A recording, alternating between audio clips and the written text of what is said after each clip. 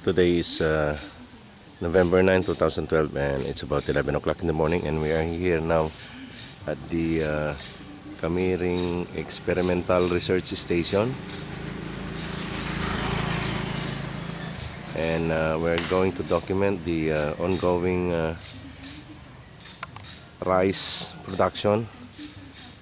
And this is the same variety that was planted in Baljos and Poblacion East. It's a 152 variety, and we are looking at the trial plot number 1 here. And so as you can see, this trial plot were exposed to extreme conditions wherein they were not irrigated with water, and we just rely with the rains during the wet season. So basically we are looking at the result of this experiment, that in this we can see that although they are bearing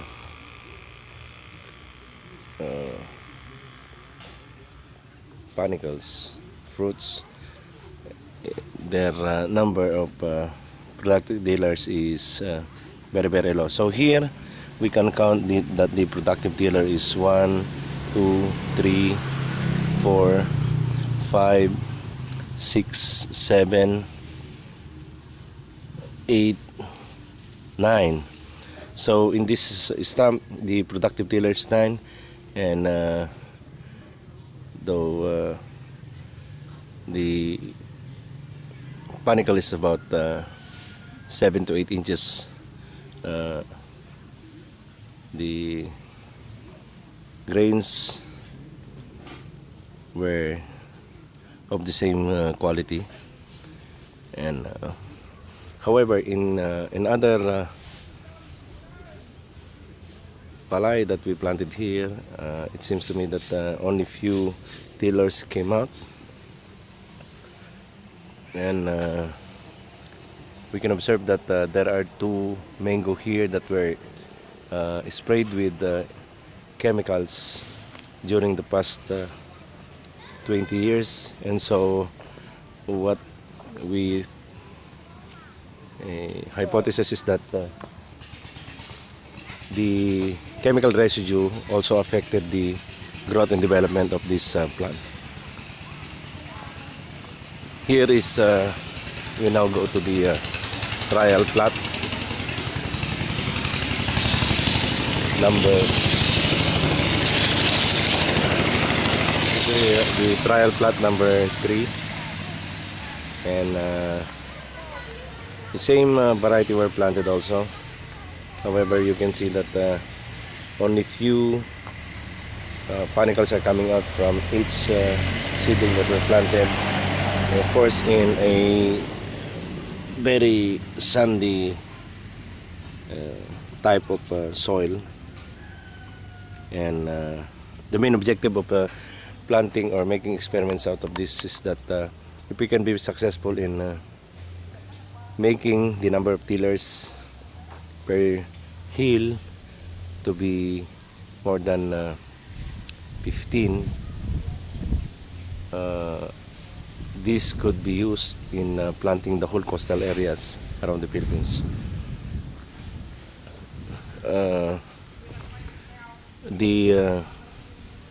The grains coming out from these panicles are also somewhat heavy, as they are now bowing down, because these are about 88 days, and they will be harvested in the next 3 weeks. Basically, if we follow the maturity date of the rice variety that we had here. Now we go to the trial plot number 2, and this is the most amazing thing, because in this trial plot here, we observe that there are basically some unfamiliar things that are taking place. Like for example, when we spray the microbial inoculant, it displayed a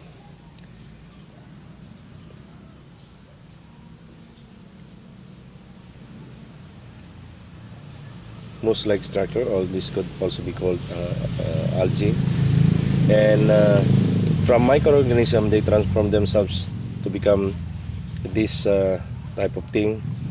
But basically from this mouse type structure or thing, they now become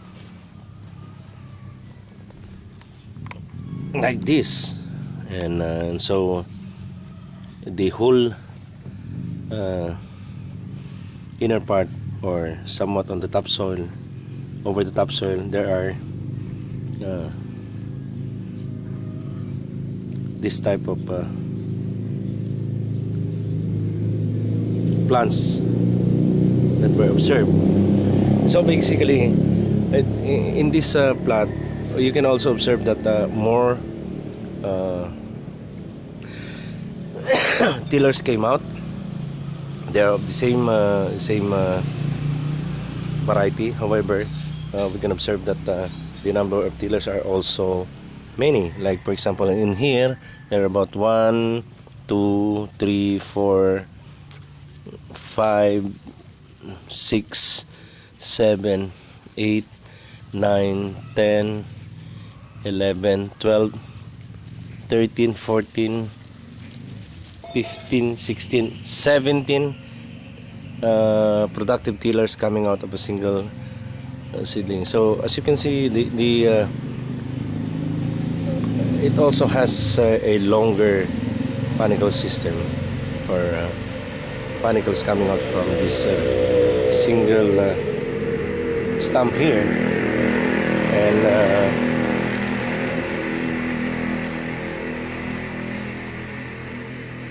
these were not sprayed with any chemicals, but it seems to me that they are very healthy also. So in here, like for example this one, there are about 1, 2, 3, 4, 5, 6, 7, 8, 9, 10, 11,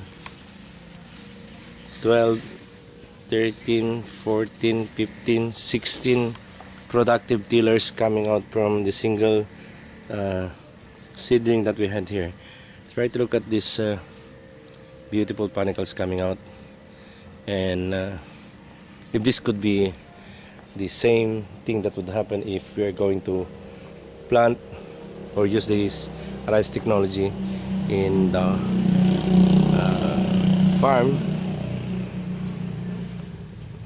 the result would be very amazing.